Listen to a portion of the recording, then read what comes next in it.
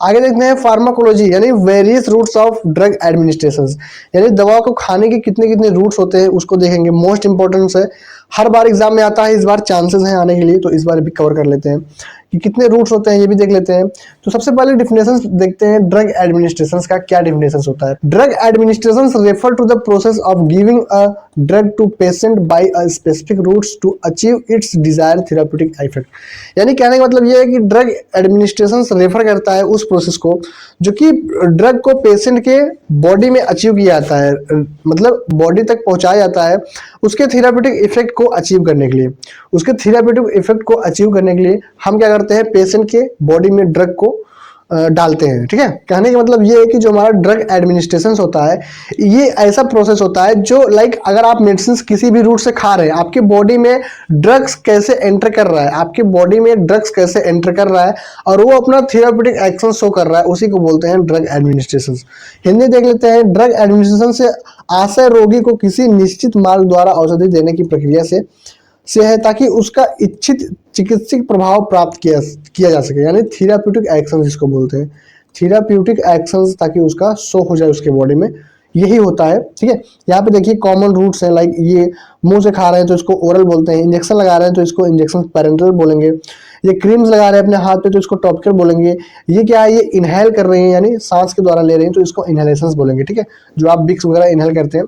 तो आगे देखते हैं, आगे बहुत सारे रूट्स है, लाइक ये क्या है, ये कुछ क्लासिफिकेशन है। ठीक है, ये क्या है, ये क्लासिफिकेशन है भैया हमारा।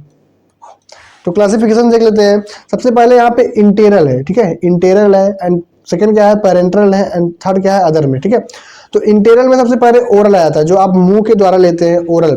सबलिंगुअल भी आ जाता है, मुंह के जीवा के नीचे रख के लेते हैं, सबलिंगुअल होता है। एंड थर्ड क्या है, रेक्टल। रेक्टल मतलब आप एनस के थ्रू जो मेडिसिन को दिया जाता है उसको रेक्टल बोलते हैं। ठीक है, एंड देखिए पेरेंटल में क्या होता है, पेरेंटल में भैया इंट्रामस्कुलर, इंट्रावेस्कुलर। इंट्रावेस्कुलर का मतलब ये होता है, इंट्रावेस्कुलर जो आपके हाथों में नस होती है, लाइक यहाँ पे इंजेक्शन लगता है ना आईवी सेट वगैरह, तो वो इंट्रावेस्कुलर होता है। Intravascular like intravenous, intra आर्टियल, intravenous और इंट्रा आर्टियल में लगता है। ठीक है, सेकंड पॉइंट क्या है, इंट्रामस्कुलर। इंट्रामस्कुलर का मतलब ये होता है जो आपके हाथ के मसल्स में लगता है, यहाँ पे लगता है ना, बहुत लोग को यहाँ पे इंजेक्शन लगता होगा, तो मसल्स में अगर इंजेक्शन लग रहा है तो उसको इंट्रामस्कुलर बोलते हैं। सब क्यूटनियस भी लगता है, इंट्राडर्मल भी लगता है हमारे मसल्स में ही, ट्रांसडर्मल भी लगता है आगे जो कि हम लोग पढ़ेंगे। ठीक है, अदर में क्या है, इनहेलेशंस है, इंट्रानेजल्स है, एंड इंट्रा वेंट्रिकुलर है, टॉपिकल्स है, इंट्रा आर्टिकुलर है। हालांकि आपको इतना पूरा याद नहीं करना है, बाकी आपको जो इम्पोर्टेंट है वही सिर्फ याद करना है, और जो इम्पोर्टेंट है वहाँ पे एक एक करके हम लोग यहाँ पे पढ़ाए, एक्सप्लेन भी किए हैं, तो इसको अच्छे से अभी एक्सप्लेन कर रहे हैं। हालांकि आप एक सरसरी निगाह से आप इसको देख सकते हैं, बाकी आप इसका स्क्रीनशॉट भी ले सकते हैं, इसको हम रिमूव कर दे रहे हैं। ठीक है, इसका आप स्क्रीनशॉट लेके आप अच्छे से इसको याद कर सकते हैं। मैं टिक लगा दे रहा हूँ कौन कौन सा इंपॉर्टेंट है और कौन कौन सा आपको याद करना है। इंटेरल में आप ओरल, सबलिंगुअल, रेक्टल, ये तीनों याद कर लेंगे। पैरेंटल में आप इंट्रावेस्कुलर यानी इंट्रावेनस एंड इंट्रा आर्टियल याद कर लेंगे, इंट्रामस्कुलर याद कर लेंगे, सब क्यूटनियस याद कर लेंगे, बस इतना याद कर लेंगे, एंड ट्रांसडर्मल भी याद कर सकते हैं। अदर्स में आप इनहेलेशंस, इंट्रानेजल्स, बस टॉपिकल्स, ये तीन याद कर सकते हैं। ठीक है, तो इतना आप याद कर सकते हैं, इसका स्क्रीनशॉट ले सकते हैं। आगे देखते हैं various routes of drug administration के टाइप भी पढ़ेंगे, लाइक ओरल क्या होता है। ठीक है, ओरल देख लेते हैं। ओरल का मतलब है मुंह से जो आप मेडिसिन ले रहे हैं उसको बोलते हैं ओरल। ठीक है, इसका एडवांटेज देखते हैं, कन्वीनियंट एंड सेफ होता है। कन्वीनियंट होता है मतलब आप आसानी से खा सकते हैं, और सेफ होता है, सुरक्षित होता है। ठीक है, इकोनॉमिकल यानी सस्ता होता है, सुटेबल फॉर सेल्फ मेडिकेशन, आप खुद से खा सकते हैं, कोई प्रॉब्लम्स वगैरह नहीं होगा। ठीक है, डिसएडवांटेज क्या है, slow onset of action. Medicine आप जो आप मुंह से खाते हैं, ओरली टैबलेट वगैरह खाते हैं, इसका एक्शन स्लो होता है, क्योंकि जब आपके बॉडी में जाता है तो आपको बताया पीछे कि मैंने 4 प्रोसेस होता है आदमी, ADME, absorption, distribution and metabolism, excretion. तो चारों प्रोसेस को होने में थोड़ा टाइम लगता है, इसलिए मेडिसिन का जो इफेक्ट होता है वो थोड़ा स्लो होता है। तो यहाँ पे बोल रहा है slow onset of action, not suitable for unconscious patient. जो बेहोशी हालत में पेशेंट होते हैं उनके लिए ये सुटेबल नहीं होता है, वो खा कैसे पाएंगे, जब बेहोश रहेंगे तो खाएंगे कैसे। तो इसलिए वो सूटेबल नहीं होता है। ड्रग में भी डिस्ट्रॉय बाय गैस्ट्रिक एसिड, कोई कोई ड्रग क्या होता है हमारे गैस्ट्रिक एसिड में डिस्ट्रॉय टूट जाता है, जिसका इफेक्ट सही से शो नहीं हो पाता है, तो ये डिसएडवांटेज होते हैं। ठीक है, आगे देखते हैं, हिंदी देख लेते हैं। उपयोग में सरल और सुरक्षित होते हैं, किफायता यानी सस्ता होता है, स्वयं औषधि लेने के लिए उपयुक्त होते हैं, यानी सेल्फ मेडिकेशन ले सकते हैं। एंड जो हानियां है, डिसएडवांटेज क्या है, प्रभाव धीरे धीरे शुरू होता है और बेहोशी में रोगी के लिए उपयुक्त नहीं होता है। ठीक है, उपयुक्त नहीं होता कहाँ, किस लिए नहीं उपयुक्त होता है, लाइक अगर कोई पेशेंट बेहोश रहेगा तो भाई कैसे खाएगा, टैबलेट वगैरह कैसे खाएगा, तो इसलिए बेहोशी में उपयुक्त नहीं होते हैं। आमाशय अम्ल से औषधि नष्ट हो जाती है, भाई जो गैस्ट्रिक एसिड होती है हमारे, उसमें कोई मेडिसिन जाके टूट जाती है तो सही से काम नहीं कर पाती। ठीक है, एंड यहाँ पे देखिए सेकंड पॉइंट क्या है, सबलिंगुअल रूट। सबलिंगुअल का क्या मतलब होता है, जो आप जिह्वा के नीचे रखते हैं, देखिए जिह्वा के नीचे, जो आप जीभ के नीचे मेडिसिन को रखते हैं उसको बोलते हैं सबलिंगुअल रूट्स। एडवांटेज देख लेते हैं, रैपिड वनसेट ऑफ एक्शंस, यानी इसका एक्शन बहुत तेज होता है, क्योंकि ये वनसेट ऑफ एक्शंस होता है और ये फर्स्ट पास मेटाबॉलिज्म से नहीं होके जाता है आपके ब्लड सर्कुलेशन में, ये डायरेक्ट आपके ब्लड सर्कुलेशन में पहुंच जाता है। ठीक है, तो बाईपास फर्स्ट मेटाबॉलिज्म, यानी जो होता है आपका फर्स्ट मेटाबॉलिज्म उससे पास होकर नहीं जाता है। डिसएडवांटेज क्या है, सुटेबल ओनली पोटेंट ड्रग, जो शक्तिशाली दवाएं होती हैं उसी के लिए ये सुटेबल होता है। इरिटेशन ऑफ ओरल म्यूकोसा, आपके जो ओरल श्लेष्मा होती है उसमें जलन भी पैदा हो सकती है, ओरल म्यूकोसा में जलन भी पैदा हो सकती है। हिंदी देख लेते हैं, औषधि का प्रभाव शीघ्र होता है, प्रथम पास उपापचय से बचाव होता है, केवल शक्तिशाली औषधि के लिए उपयुक्त होती है, मुख्य श्लेष्मा में भी जलन हो सकती है। तो ये रहा कुछ आपका सबलिंगुअल रूट्स हो। एंड आगे देखते हैं इंट्रावेनस, यानी आईवी, जो आपका इंजेक्शन वगैरह लगता है उसको बोलते हैं इंट्रावेनस। इसका एडवांटेज देख लेते हैं, इमीडिएट एक्शन, इसका एक्शन इमीडिएट होता है क्योंकि भैया ये डायरेक्ट वेसल्स में दी जाती है, तो डायरेक्ट ये टारगेटेड साइड पे अपने चले जाएगी और तुरंत एक्शन करेगी, तो इमीडिएट एक्शन होती है। Accurate dose can be given, इससे क्या होता है, एक्यूरेट डोज दिया जाता है। देखते नहीं है डॉक्टर साहब ऐसे ऐसे करके डोज को मेंटेन करते हैं, कितना ml है, कितना ml लगाना है। आप मेडिसिन खाते हैं, मेडिसिन में क्या होता है, फर्स्ट पास मेटाबॉलिज्म के दौरान आपका कुछ मेडिसिन वहाँ पे रिड्यूस हो जाता है, लाइक अगर 100 mg खाएंगे तो 60 mg ही थेरेप्यूटिक एक्शन शो कर पाएगा। एंड यहाँ पे डॉक्टर जितने mg देंगे मेडिसिन को, जितने mg आपका सुइया लगाएंगे उतने mg सुइया क्या होगा आपके बॉडी में असर करेगा। ठीक है, तो accurate dose can be given. Disadvantage क्या है, रिक्वायर्ड स्किल्ड पर्सन जो भैया प्रैक्टिस किए हैं वही लगा सकते हैं।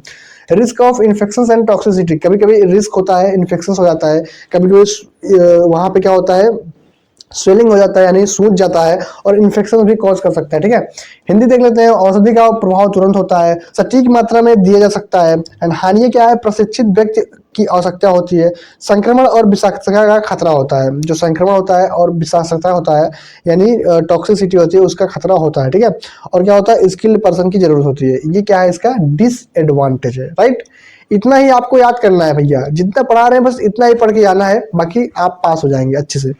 लेकिन इसको याद करके अच्छे से जाना है कि इंट्रावेनस का मतलब क्या होता है, सुई लगता है कहाँ पे, आईवी में लगता है, इंट्रावेसल्स में लगता है, इसका एडवांटेज बहुत जल्दी एक्शन करता है, एक्यूरेट डोज देता है, तो ये सब अच्छे से याद करके आना है। ठीक है, आगे देखते हैं, आगे हमारा इंट्रामस्कुलर है। इंट्रामस्कुलर का मतलब जो मसल्स में लगता है, देखिए ये हाथ है, मसल्स में ये इंजेक्शन लग रहा है तो इसको बोलेंगे इंट्रामस्कुलर बोलेंगे। इसका भी देख लेते हैं, फास्टर एक्शन देन ओरल, भैया आप जो मुंह से खाते हैं उससे तेज एक्शन इसका होता है।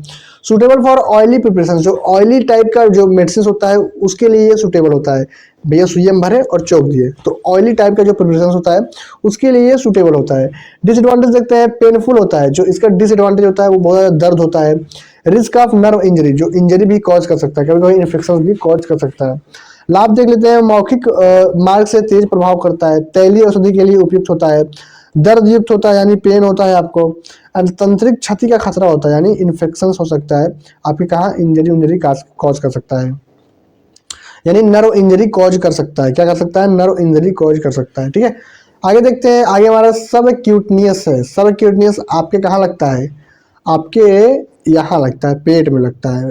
ये बेसिकली इंसुलिन इसके माध्यम से दिया जाता है जो डायबिटीज के लिए होता है। ठीक है, इसका एडवांटेज देख लेते हैं, स्लो एंड सस्टेन्ड एक्शंस होता है, बहुत धीरे होता है लेकिन सस्टेन्ड होता है, काफी लंबे समय तक इसका एक्शंस रहता है। Suitable for insulin, suitable for insulin, insulin क्या होता है, ये डायबिटीज के लिए दिया जाता है। ठीक है, तो ये इंसुलिन इसके माध्यम से दिया जाता है। डिसएडवांटेज पेन होता है, इरिटेशन होता है, not suitable for large volume, काफी ज्यादा अगर आपको देना है तो इसके लिए सुटेबल नहीं है, थोड़ा कम मात्रा में इसके रूट से कम मात्रा में दिया जा सकता है। ठीक है, हिंदी देखते हैं। औषधि का जो प्रभाव है धीरे धीरे होता है लेकिन लंबे समय तक रहता है। इंसुलिन जैसी औषधियां इस रूट से दी जाती हैं। हार्म क्या होता है, दर्द एवं जलन हो सकती है, पेन होता है और इरिटेशन हो सकती है।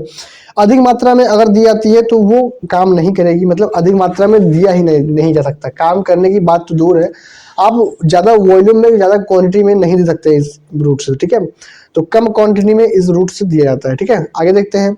आगे हमारा इनहेलेशन है, जो आप नाक के थ्रू या फिर मुंह के थ्रू इनहेल करते हैं उसको बोलते हैं इनहेलेशन रूट बोलते हैं। इसका एडवांटेज क्या है, रैपिड एब्जॉर्प्शन, इसका भी एब्जॉर्प्शन रैपिड होता है तो काम रैपिड तेज करता है। डायरेक्ट इफेक्ट्स ऑन लंग्स, ये डायरेक्ट लंग्स पे आता है, आपके जो फेफड़े होते हैं वहां पे आता है और ये तुरंत अपना एक्शन शो करता है। डिसएडवांटेज क्या है, डोज कंट्रोल इज डिफिकल्ट, यानी कहने का मतलब ये है कि आपके डोज को कंट्रोल करने में डिफिकल्ट होता है। ठीक है, सेकंड पॉइंट क्या है, इरिटेशन ऑफ रेस्पिरेटरी ट्रैक्ट, आपके रेस्पिरेटरी ट्रैक्ट को इरिटेशन यानी जलन भी हो सकती है। हिंदी देखते हैं। औषधि का अवशोषण शीघ्र होता है यानी तेज होता है, वनसेट होता है, फेफड़ों पर सीधा प्रभाव करती है। जो हानि होती है मात्रा का नियंत्रण कठिन होता है, श्वसन मार्ग में जलन भी हो सकती है।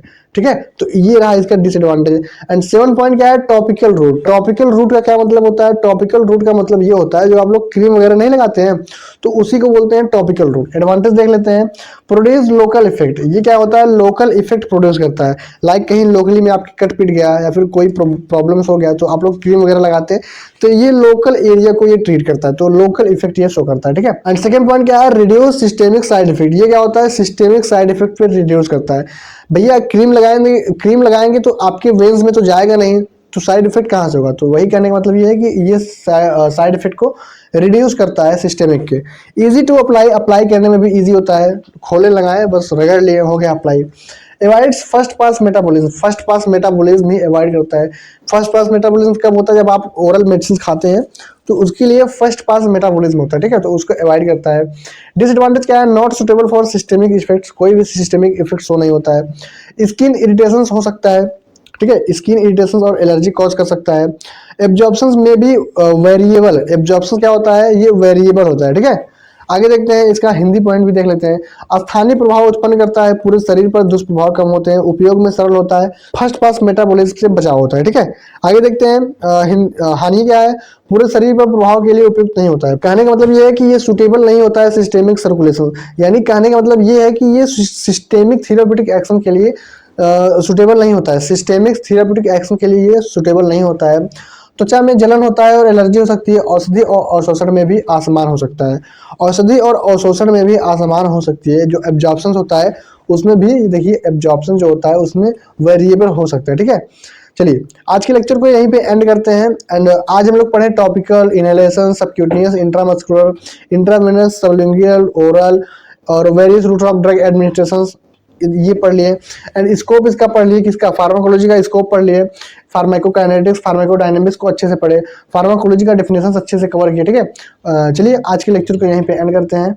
एंड ये जितना हम पढ़ा दिए हैं इतना आपको अच्छे से अगर याद कर लेंगे तो भाई ये इस टॉपिक से अगर आप आएगा क्वेश्चन तो आप इजी से कर लेंगे। ठीक है, ऐसे ही प्रिपरेशन के लिए हमारे इस ऐप को आप इंस्टॉल कर सकते हैं, वार फार्मेसी को, जिसमें फर्स्ट ईयर की नोट्स एंड सेकंड ईयर की नोट्स अवेलेबल मिल जाएगा आपको। ठीक है, आप अच्छे से अपनी प्रिपरेशन को कंटिन्यू कर सकते हैं।